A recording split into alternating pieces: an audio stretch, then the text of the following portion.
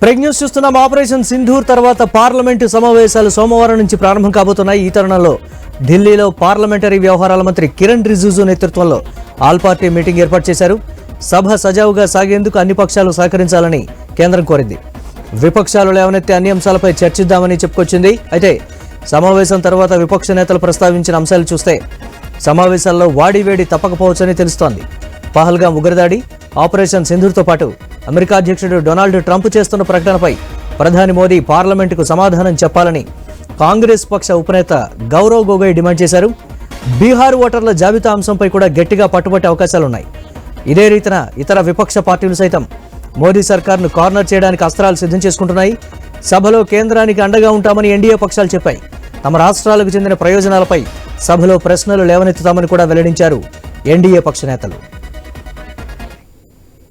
वे महत्वपूर्ण विषय हैं पहलगाम, उसमें जो चूक हुई, उसमें जो बातें आदरणीय लेफ्टिनेंट गवर्नर साहब ने कही, काफी समय बीत चुका है और सरकार को अपनी चूक के ऊपर अपनी बात रखनी होगी.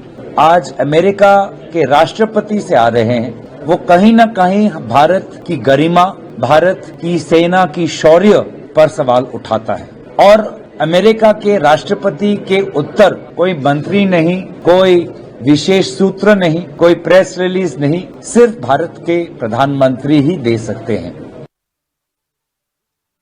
सरकारी स्कूलों को बंद करके दलित, पिछड़े, अल्पसंख्यक समुदाय के लोगों को जिस तरह से स्कूली शिक्षा से वंचित किया जा रहा है, वो मुद्दा आज मैंने सर्वदलीय बैठक में आम आदमी पार्टी की ओर से उठाया है और अगर सरकार की ओर से इस पर कोई जवाब नहीं आता है तो सदन में भी और सदन के बाहर भी इस पर प्रोटेस्ट. इंडिया गठबंधन लोकसभा चुनाव के लिए था, उसके बाद हरियाणा में, दिल्ली में, उपचुनाव में और अब बिहार में अकेले हम लोग लड़ रहे हैं. తెలుగుదేశం పార్టీ వైపు నుంచి మేము 6 విషయాల గురించి ఈ వచ్చే 21 రోజుల సెషన్లో మాట్లాడాలి. రైతులకి టొబాకో అయితే కానీ, మిగతా ఇతర పంటలు అయితే కానీ, అలాగే మ్యాంగో అయితే కానీ చిత్తూరులో, వీటన్నిటి కూడా రాష్ట్ర ప్రభుత్వం వైపు నుంచి ఇన్వాల్వ్ అయింది. కొంది కేంద్ర ప్రభుత్వం వైపు నుంచి కూడా వారు కూడా దీనిపైన దృష్టి సారిస్తే ఇంకా బాగా ఉంటుందనేది మా ఉద్దేశం. ముఖ్యమంత్రి గారు నారా చంద్రబాబు నాయుడు గారు కూడా గోదావరి, కృష్ణా, పెన్నా అనుసంధానం చేయాలని చెప్పి కృషి చేస్తూ ఉన్నారు. వీటి గురించి పెద్ద ఎత్తున చర్చ జరిగితేనే దీనికి ముందుకు వెళ్తుంది అనేది ఉద్దేశంతో ఇది కూడా మాట్లాడాలని చెప్పడం జరిగింది. అటాక్ జరిగిందో పహల్గాంలో, దానికి సంబంధించి మనకి పూర్తిగా మద్దతు ప్రకటించడం జరిగింది. దాని గురించి వెళ్ళిన ప్రతి ఒక్కరు కూడా, ఈ డెలిగేషన్ వెళ్ళిన ప్రతి ఒక్కరు కూడా మాట్లాడాలి ఈ సెషన్లో, దీనిపైన డిస్కషన్ పెట్టాలని చెప్పి కూడా కోరడం జరిగింది. పార్లమెంట్లో 33% రిజర్వేషన్ కావాలి మహిళలకు అని చెప్పి మన బిల్ పాస్ చేసాం. పార్లమెంట్లో ఎన్నికల్లో మహిళలు పాల్గొనాలి, ఇక్కడికి రావాలంటున్నాము. ఇక్కడ పార్లమెంట్లో దీని గురించి డిస్కషన్ జరగాలని చెప్పి కోరటం జరిగింది. వర్షాకాలం సెషన్ని బీఆర్ఎస్ పార్టీ తరఫున 3 ప్రధానమైన అంశాలను ఈ సభలో పెట్టడం జరిగేది. ఈ మీటింగ్లో నదుల అనుసంధానం పేరుతో నీటి దోపిడీ జరుగుతుంది, దాంట్లో ప్రధానంగా తెలంగాణకు తీరని అన్యాయం జరుగుతుందనే విషయాన్ని చెప్పడం జరిగేది. రెండవది, దేశవ్యాప్తంగా అనేక ప్రాంతాల్లో, అనేక రాష్ట్రాల్లో ఫర్టిలైజర్ షార్టేజ్ చాలా తీవ్రంగా ఉంది. రైతు సంక్షోభం ఇబ్బందులో ఉన్నాడు.